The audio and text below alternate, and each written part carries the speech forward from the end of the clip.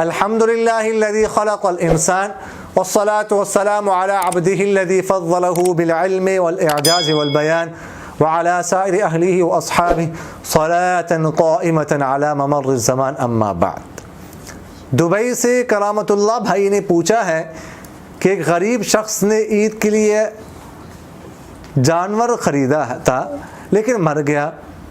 اب وہ کیا کرے گا جبکہ وہ استطاعت بھی نہیں رکھتا؟ ہاں، غریب شخص اگر قربانی کے لیے جانور خریدے، وہ مر جائے تو بس ٹھیک ہے، اس پر اب دوسرا جانور جو ہے وہ خریدنا واجب نہیں ہے۔ البتہ اگر کوئی صاحب استطاعت ہو جس پر قربانی اس کے بعد بھی واجب رہتی ہو تو وہ تو نیا جانور خریدے گا، لیکن غریب کے لیے بس اس پر کچھ نہیں ہے، نیا جانور خریدنا اس کے لیے ضروری نہیں ہے۔ وارث صاحب نے سوال کیا ہے کہ بعض لوگ نماز جنازہ کے لیے جوتے اتار کر نماز جنازہ پڑھتے ہیں، بعض لوگ جوتوں پر پاؤں رکھے پڑھتے ہیں اور بعض لوگ جوتوں سمیت پڑھتے ہیں، ان میں سے کون سی صورت جائز ہے؟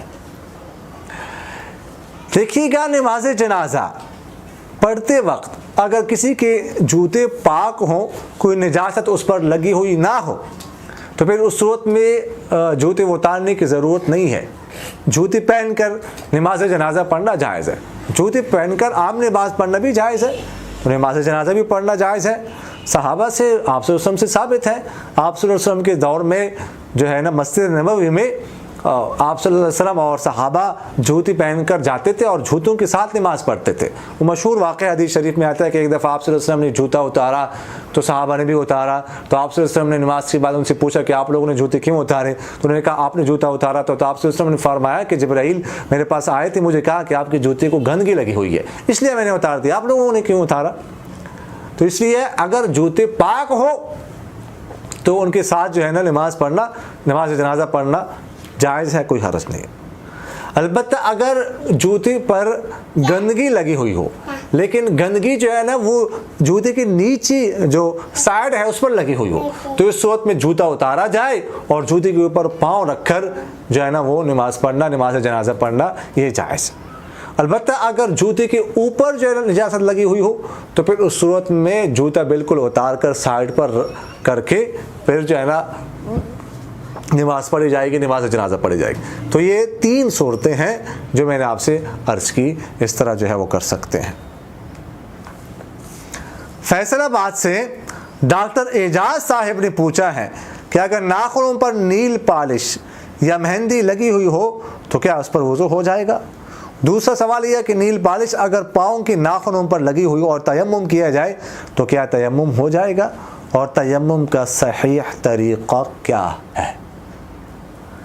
تو پہلا مسئلہ کہ نیل پالش ناخنوں پر لگی ہوئی ہو، اس صورت میں وضو جو ہے نا نہیں ہوگا،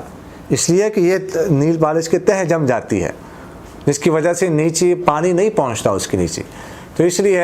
وضو نہیں ہوگا۔ البتہ مہندی لگی ہوئی ہو تو چونکہ وہ تو صرف کلر ہوتا ہے اور کوئی طے نہیں ہوتے، تو اس صورت میں وضو جو ہے وہ ہو جائے گا، وضو ہو جائے گا۔ دوسرا سوال یہ ہے کہ اگر پاؤں کے ناخنوں پر نیل پالش لگی ہو اور تیمم کسی نے کرنا ہو کسی عذر کی وجہ سے، تو کیا تیمم ہو جائے گا کہ نہیں؟ جی ہاں، تیمم جو ہے وہ ہو جائے گا اس صورت میں۔ اور تیمم کا صحیح طریقہ کیا ہے؟ تو تیمم کا صحیح طریقہ یہ ہے کہ ایسے کیا جائے کہ پہلے جو ہے اپنے آستینوں کو اوپر کیا جائے، اس کے بعد جو ہے نا اگر کسی نے گھڑی وغیرہ پہنی ہوئی ہو تو وہ اتار لی جائے، تو اس کے بعد جو ہے نا زمین پر ایک دفعہ اس طرح یوں ہاتھ مارے جائے اور پھر ہاتھ اٹھا کر اس کے ساتھ وہ ہاتھ جو ہے نا اپنے چہرے پر ایسے مل لیے جائے، ایسے اس طرح انگلیاں چھوٹی جو ہے نا ناخنوں کے اندر کر کے یوں جو ہے ہاتھوں کو پھیرا جائے کہ کوئی جگہ جو ہے نا چہرے کے رہ نہ جائے ایک، پھر دوسری ضرب لگائی جائے زمین پر اور پھر اس طرح کیا جائے کہ پہلے جو ہے نا یہ بائیں ہاتھ سے بائیں ہاتھ دائیں ہاتھ پر ملا جائے، یوں ایسے شروع کیا جائے، اس طرح آ جائے تو پھر یوں کر کے یہ، اور پھر دائیں ہاتھ اپنے بائیں ہاتھ پر یعنی یوں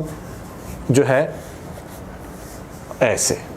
اور اگر کوئی انگوٹھی وغیرہ پہنی ہوئی ہو تو اس کو بھی جو ہے وہ حرکت دی جائے۔ تو یہ طریقہ ہے، اور تیمم میں نیت کرنا جو ہے وہ ضروری ہے. نیت یہ کی جائے کہ میں جو ہے نا پاکی حاصل کر رہا ہوں. تو یہ تیمم کا صحیح طریقہ ہے جو میں نے آپ سے عرض کر دیا. اقول قولی هذا استغفر اللہ لی ولکم ولسائر المسلمین فاستغفروہ انہ هو الغفور